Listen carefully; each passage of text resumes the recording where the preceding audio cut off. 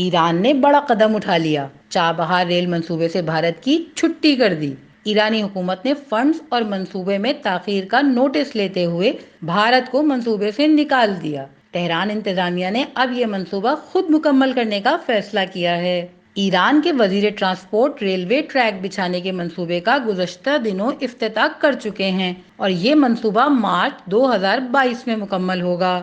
بھارت اور ایران نے 2016 میں افغان سرحد کے ساتھ چابہار بندرگاہ سے زاہدان تک ریل لائن کے معاہدے پر دستخط کیے تھے۔ تجزیہ کاروں کا کہنا ہے کہ ایران کا یہ اقدام امریکی اتحادی بھارت سے دوری کا اشارہ ہے۔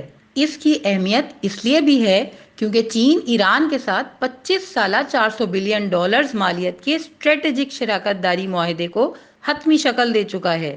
چین اس معاہدے کے تحت ایران میں مواصلات، بینکنگ، صنعت، ریلوے لائنز اور بندرگاہوں کی تعمیر میں مدد دے گا، جبکہ تہران بیجنگ کو 25 سال تک سستا تیل فراہم کرے گا۔ روبینہ ظفر، زبر نیوز۔